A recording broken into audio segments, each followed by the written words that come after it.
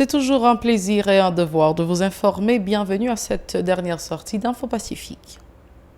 Une personne a été poignardée vendredi à Trou-du-Nord lors d'un mouvement de protestation contre les autorités gouvernementales.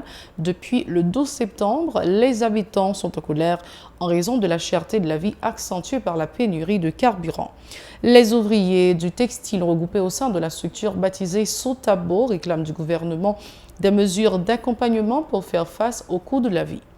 Cérémonie de collation de diplôme vendredi de l'Institut national de la formation professionnelle à l'intention de 140 jeunes dans le cadre d'un projet financé par le Canada à hauteur de 3 millions de dollars américains. À l'étranger, en Russie, une vaste opération de police a été menée contre le réseau d'Alexei Navalny. Perquisitions, arrestations et interrogatoires ont visé des collaborateurs du dissident le plus influent du pays. Funérailles le 14 septembre de l'ex-président zimbabwéen Robert Mugabe, il sera finalement enterré avec les héros de la nation. Restez branchés, les détails c'est tout de suite.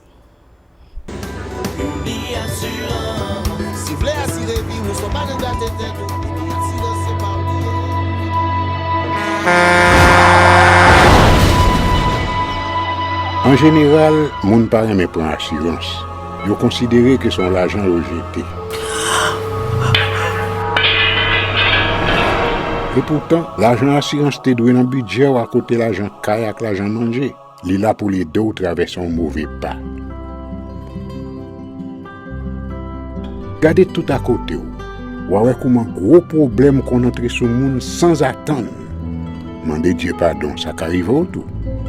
Une assurance dit ou précaution pas capon. Les malheurs arrivés, les faux amis flair saison a fait comme si on pas de jambe connaît ou. Une assurance après ta faire au pour le jour, continuer vivre la vie ou quitter ce course là dans main nous. Une assurance. Vivez en toute assurance. Bienvenue au développement du journal. Une situation de tension s'est installée depuis le 12 septembre à Trou-du-Nord, dans le département du Nord-Est, d'où est originaire le président de la République.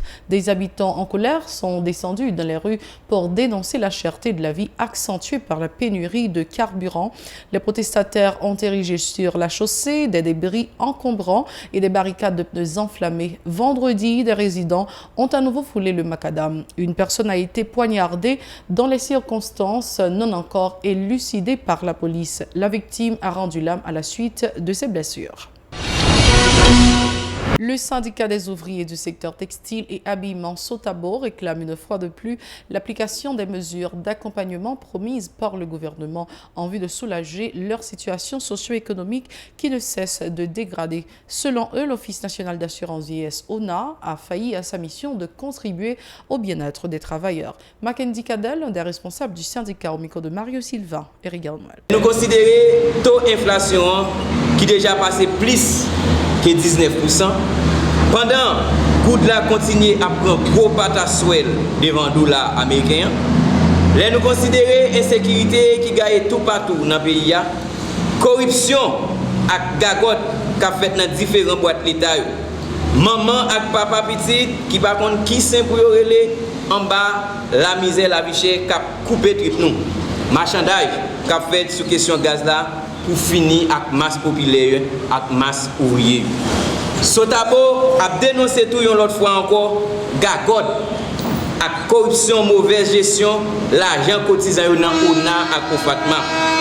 Selon le dernier rapport Cour des comptes publié, nous avons plus que 5 milliards de coudes qui disparaissent dans ONA pendant que les ouvriers n'ont pas de service, n'ont pas de soins de santé, les cas nécessitent ça.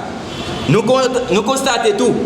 Incapacité ONA à Kofatma pour faire patron payer comme il prend sous ouvrier en dans factory. Par ailleurs, ces syndicalistes plaident aussi en faveur d'une augmentation du salaire minimum en vue de pouvoir faire face au coût de la vie. Ils envisagent d'observer un débrayage pour faire entendre leur voix. Écoutons. Tout ouvrier, tout travailleur dans 4 coins pays commencez à mobiliser pour nous lever camper. Si à partir du 25 septembre, ça cap fini là. Si pas rien qui dit pour question avantage social, question salaire minimum, il pas agissé. pour augmentation salaire minimum en fait, eh bien, à partir de 1er octobre, 2, 3, 4 octobre, eh bien, n'a frise secteur sous-traitance là, n'a prêté bras croisés, pas de production, nous clair sur ça. Si pas de taxe, pas de service, nous pas prendre taxe et puis nous pas de service. Dans ce sens ça, n'a demandé tout ouvrier, tout travailleur, tout petit paysan mobilisé. Autre actualité à ce journal, les responsables de l'Institut de la formation professionnelle INFP ont organisé vendredi une cérémonie de collation de diplôme à l'intention de 140 jeunes au local de la Société nationale des parts industrielles Sonapi sur la route de l'aéroport international Toussaint Louverture. Les récipiendaires ont subi une formation de 4 mois dans plusieurs filières dont le recyclage des déchets, la mécanique automobile et l'artisanat. 1700 jeunes sont concernés par ce projet financé par le gouvernement canadien à hauteur de 3 millions de dollars américains. Il vise à mieux accompagner les bénéficiaires sur le marché de l'emploi. Les précisions de la directrice générale de l'INFP, Maggie Gircé, au micro de Mario Silva. Eric Arnoël. Vraiment, et l'âge de jeunes, ils sont capables d'apprendre, ils sont capables de gagner des outils, je nous dis, ils sont capables de rentrer sur le marché du travail, ou bien à la fois comme employés, comme ouvriers, mais ou bien à la fois comme propre entrepreneur. Et nous croyons que filières, c'est des filières qui portent vers l'entrepreneuriat, surtout avec question de mécanique moto, question de couture et question qui liées avec transformation de déchets. Et nous avons gardé pièces que après nous fait là, ça veut dire que nous déjà montré que nous avons maîtrise, puisque nouvelle approche formation professionnelle utilisée c'est l'approche par compétence. Donc ça permet que c'est pas un nombre d'heures qui permet que le monde gagne une expérience, mais c'est déjà dans l'apprentissage côté que l'a fait à la fois la théorie et la pratique, je dit là. Et la preuve c'est que en 3 mois ça, à partir de nombre d'heures là, nous voyons que yo même qui dans chaque domaine yo viennent gagner un produit que yo ka présenter, et jeunes qui viennent présenter là yo pour graduation c'est eux même qui fait pour la graduation. De son côté, le coordonnateur général du Bureau international du travail en Haïti, Fabrice Leclerc, s'est félicité de la mise en œuvre de ce projet. Des jeunes de 14 à 18 ans sont ciblés dans les différentes régions du pays, a-t-il indiqué. Écoutons. C'est pour nous un moyen de montrer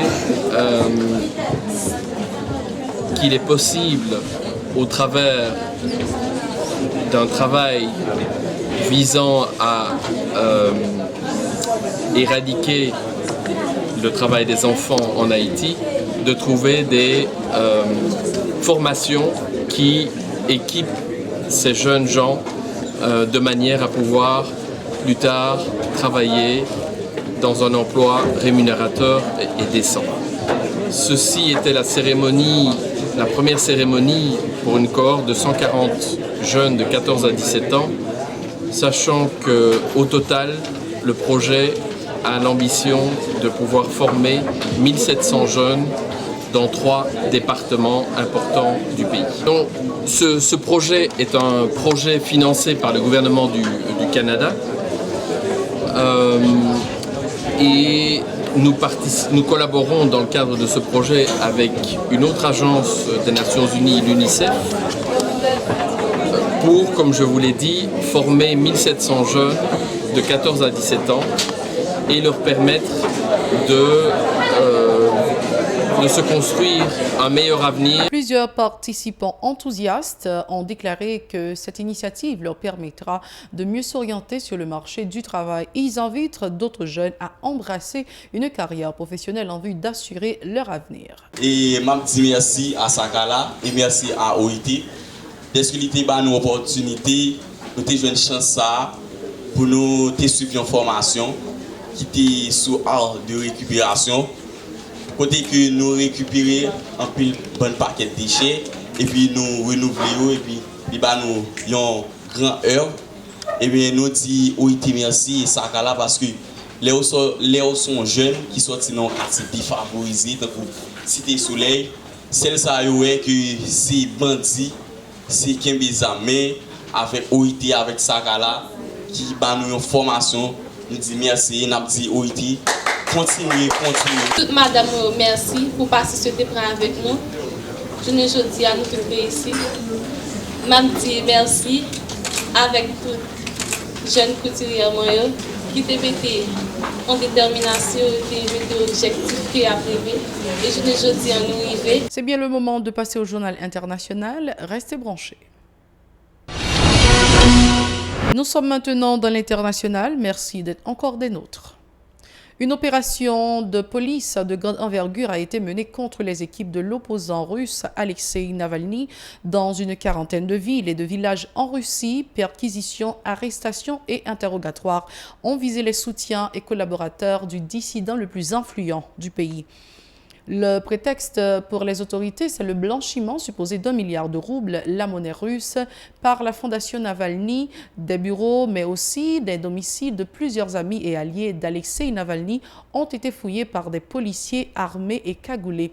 Des comptes bancaires ont aussi été gelés. Un mouvement inédit de contestation politique a secoué Moscou cet été et réuni des milliers de personnes. Beaucoup d'entre elles ont été arrêtées. Et ce week-end, le parti russe uni de Vladimir Poutine a perdu un tiers de ses sièges à l'Assemblée municipale de Moscou. Il reste cependant largement majoritaire au niveau national.